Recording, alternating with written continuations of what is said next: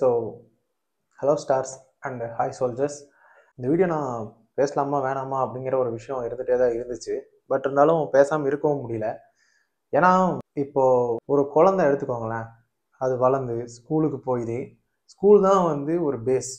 Discipline என்ன, நம்ம ஓனாக என்ன டெசிஷன் எடுக்கணும் அப்படிங்கிறது ஸ்கூல்லேருந்து தான் ஆரம்பிக்குது. ஸோ 11th 12th நீங்கள் என்ன டிபார்ட்மெண்ட், அதாவது என்ன குரூப் எடுக்க போறீங்க அப்படிங்கிற ஒரு டெசிஷனே வந்துட்டு சில பேர் தான் பேரண்ட்ஸ் கிட்ட எடுப்பாங்க, சில பேர் சுற்றி இருக்கவங்க கிட்ட எடுப்பாங்க, சில பேர் வந்துட்டு தானே வந்துட்டு தனக்கான ஒரு விஷயத்தை தேர்ந்தெடுத்ததுக்கு அப்புறம் நம்ம இந்த குரூப் எடுத்தால் தான் நம்மளால அப்படி ஆக முடியும் அப்படின்னு சொல்லிட்டு எடுக்கிறாங்க. ஸோ ஒருத்தங்க செல்ஃபாக டிசைட் பண்ணுறதே வந்து அந்த ஸ்கூல்ல இருந்து தான் தொடங்குது. ஸோ அதுக்கப்புறம் நம்ம லைஃப்பை வந்துட்டு எப்படி டிசைட் பண்ணுறோம் அப்படிங்கிறத வந்துட்டு நம்மளால முடியுமா அப்படிங்கிற கேப்பபிலிட்டி கொடுக்கறது ஒரு காலேஜ். ஸோ இப்படி தான் வந்துட்டு ஒவ்வொரு ஸ்டெப்பாக வந்து போகும்போது நமக்கு என்னவா ஆகிறோம், நமக்கு என்னவா இருக்கணும் அப்படிங்கிற ஒரு டெசிஷன் நமக்கு நாமே எடுக்கிறதுக்கு உதவியா இருக்கிறதே இந்த ஸ்கூலும் காலேஜஸும் தான். ஸோ அதுதான் வந்துட்டு நம்மளை கைட் பண்ணி கொண்டு போகுது.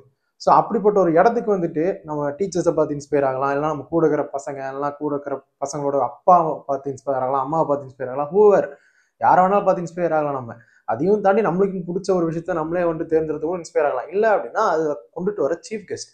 ஜென்ரலாக ஒரு ஸ்கூல்லையோ காலேஜோ ஒரு ஃபங்க்ஷன் நடக்குது அப்படின்னா அதுக்குன்னு ஒரு சீஃப் கெஸ்ட்டை கூட்டிட்டு வருவாங்க. அந்த சீஃப் கெஸ்ட்டோட வளர்ச்சியும் ஸ்பீச்சையும் பார்த்தா கூட நிறைய பேர் இன்ஸ்பயர் ஆவாங்க. ஸோ அப்படிங்கிற பட்சத்துக்கு எப்படிப்பட்ட ஒரு ஆளை வந்துட்டு ஒரு சீஃப் கெஸ்ட்டாக கொண்டு வரணும் அப்படிங்கிறது ஒரு விஷயம் இருக்கு இல்லையா?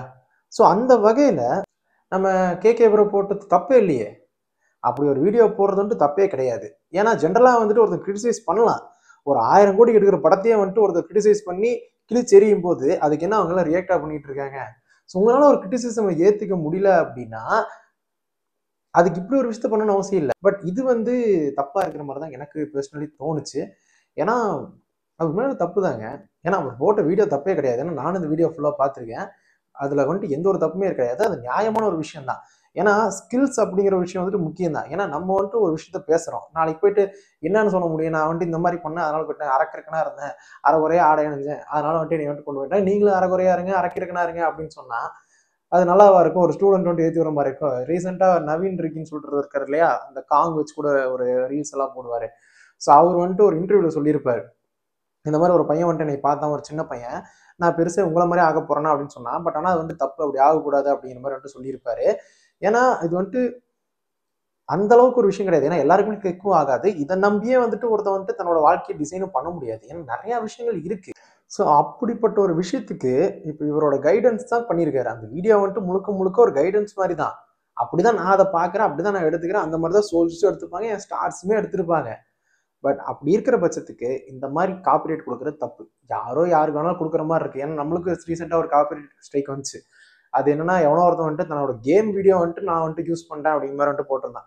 பட் ஆனால் அது ஏதோ வேற ஏதோ ஸ்கின் இருந்துச்சு, என்னோடது வேற ஏதோ ஸ்கின். ஸோ அந்த மாதிரி இருந்துச்சு. பட் ஆனால் சீன் ஒன்று தான்.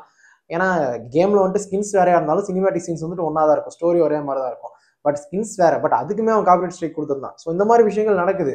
ரேண்டமாக ஒரு காப்பிரைட் ஸ்ட்ரைக்கு, சம்மந்தமே இல்லாமல் ஒரு காப்பிரைட் ஸ்ட்ரைக்கு, கமெண்ட்ல வந்துட்டு காப்பிரைட் பிரேக்கிங் காப்பிரைட் அப்படிங்கிறது ஒருத்தரோட பேஜ். அந்த பேஜுக்கு எனக்கு கம்யூனிட்டி கைட்லைன் ஸ்ட்ரைக் வந்துச்சு. அவரோட பேஜே அதுதான். அப்படி இருக்கும்போது அவரோட நான் காப்பிரைட் மியூசிக் நான் யூஸ் பண்ணும்போது அவரோட சேனல் நான் மென்ஷன் பண்ணி தான் ஆகணும். ஸோ அப்படிங்கிற பட்சத்துக்கு அவரோட சேனல் பேருக்கே எனக்கு கம்யூனிட்டி கைட்லைன் ஸ்ட்ரைக் வருது அப்படின்னா அது எப்படி, எந்த வகையில் வந்துட்டு இந்த யூடியூப்ல வந்துட்டு அந்த காப்பிரைட் ஸ்ட்ரைக் வந்துட்டு பரவுது? அதுவே எனக்கு ஒரு கேள்விக்குறியாக தான் இருக்கு. பட் இந்த ஒரு விஷயம் வந்துட்டு தப்புங்க. உண்மையாலுமே பேசிதான் ஆகணும்னு தோணுச்சு, அதனால நான் பேசிட்டேன். நான் யாரையும் புண்படுத்துறதுமா இல்லை. ஆனா இவர் மாதிரியே நம்ம கேகே ப்ரோ மாதிரியே வந்துட்டு வேற ஒருத்தவங்களும் வீடியோ போட்டிருக்காங்க 3 வாரத்துக்கு முன்னாடி, அவங்கள பத்தியே தான் போட்டிருக்காங்க. பட் அவங்களுக்கு பெருசா வியூஸ் போல, 1000 வியூஸ் கூட தாண்டல. அதனால வந்துட்டு அவங்களுக்கு எந்த பிரச்சனையும் வரலையோ என்னமோ தெரியல. பட் நான் அந்த வீடியோ நான் முழுசா பார்க்கல. பட் ஆனால் இவங்களை பத்தி தான் போட்டிருந்தாங்க. What ever. பட் ஆனால் இந்த சமயத்துல நம்ம தான் கூட நிற்கணும். ஏன்னா ஒரு சின்ன சேனலும் சரி, பெரிய சேனலும் சரி. ஏன்னா நான் 12,000 சப்ஸ்கிரைபர் வச்சிருக்கேன், 1000 வீடியோஸ் போட்டிருக்கேன் அப்படின்னாலும் 4.5 வருஷம் நான் ஒர்க் பண்ணியிருக்கேன்.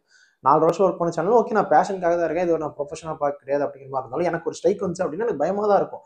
ஏன்னா அந்த 90 நாளுக்குள்ள வேற 2 ஸ்ட்ரைக் வந்துச்சு அப்படின்னா மொத்தமா சேனல் போயிருச்சு அப்படின்னா 4.5 வருஷம் உட்காந்து எந்த பலனுமே இல்லைனாலுமே நம்ம பேஷனுக்காக பேசின அந்த கண்டென்ட்ஸ் எல்லாமே போயிருச்சு அப்படின்னா அதை திருப்பி ரீகெயின் பண்ண முடியல அப்படின்னாலும் ஓகே, நீங்க ஸ்டோரேஜ் வச்சுக்கலாம், அது வச்சுக்கலாம், இது வச்சுக்கலாம். பட் ஆனால் அது வரைக்கும் சம்பாரிச்சு வந்தது எல்லாமே சம்பாரிச்சு வந்து ஸ்டார்ஸ் ஆகிட்ட தான் இருக்குமா? இருக்காது. ஸோ அந்த மாதிரி தான் ஒரு 3 சேனல் மெயின்டைன் பண்ணிருக்காரு, ரொம்ப வருஷமா இருக்காரு. ஸோ எவ்வளோ பெரிய விஷயம், அது ஈஸி கிடையாதுங்க. ஏன்னா நார்மலாக என்னோட மாதிரி வீடியோஸ் ரெடியாக பண்ணுறக்கே வந்துட்டு எனக்கு ரொம்ப நேரம் டைம் எடுத்துக்கும். பட் அவரோட வீடியோஸ்லாம் பார்த்தீங்க அப்படின்னா ஸ்டார்டிங்லேருந்து எண்டிங் வரைக்கும் எங்கேஜிங்காக போகுது. எங்கேஜிங்காக போகக்கூடிய அவ்வளோ பெரிய வீடியோ வந்துட்டு போட்டு ஆடியன்ஸ் எங்கேஜாக வச்சுக்கிற ஒருத்தரோட சேனலுக்கு இப்படி ஒரு பிரச்சனை வருது அப்படின்னா அது கண்டிப்பாக பேசி தானே ஆகணும். அது தப்பே இல்லையே. ஆனால் இந்த மாதிரி ஒரு காப்பிரைட் ஸ்ட்ரைக் வர்றது தப்பு. அதுதான் நான் சொல்லுவேன். ஸோ என்ன மாதிரியே வந்துட்டு மற்ற யூடியூபர்ஸ் யாராவது சின்னதோ பெருசோ யாராக இருந்தாலுமே இதை பற்றி பேசுங்க. ஏன்னா காசு இருக்கிறவங்க யார் வேணாலும் யார் மேலே வேணாலும் பிடிக்காத ஒருத்தர் மேலே வந்துட்டு போடுற விதமாக தான் இருக்குது. ஈவன் லேக் கேமிங் ப்ரோவும் பேசியிருந்தாரு. நம்ம கிரிட்டிசைஸ் பண்ணிக்கலாம் அப்படிங்கிறது யூடியூபே சொல்லும்போது அதை பண்ணக்கூடாதுன்னு சொல்லிட்டு இன்னொருத்தர் யார் வந்து சொல்லணும்? கிரிட்டிசிசம் ஏற்றுக்க முடியல அப்படின்னா அதுக்கு வேற வழி நீங்கள் கண்டுபிடிங்க. அதுக்குன்னு இன்னொரு கண்டென்ட் கிரியேட்டரை வந்துட்டு நீங்கள் டைரெக்டாக வந்து தாக்கணுங்கிறது தப்பு. அதுதான் உண்மை. சரி, ஓகே, இதான் நான் பேசணும்னு சொல்லி நினச்சேன். மேபி சில விஷயங்கள் வந்துட்டு ஏதாவது ஒன்று நான் தப்பாவோ மிஸ்லீடோ ஏதோ பண்ணிடுற மாதிரி இருந்துச்சுன்னா மன்னிச்சுக்கோங்க. ஸோ இந்த மாதிரி காப்பிரைட் ஸ்ட்ரைக்ஸ் வரக்கூடாது. உங்களுக்கு ஒரு கிரிட்டிசிசம் வந்தால் ஏற்றுக்க பழகுங்க, ஏற்றுக்கிட்டு சேஞ்ச் பண்ணிக்க பழகுங்க. அதுக்கு பதிலாக அந்த கிரிட்டிசிசம் பண்ணவரோட மொத்த லைஃப் டைம் ஒர்க்கையுமே கெடுக்காதீங்க. பாய் ஸ்டார்ஸ்.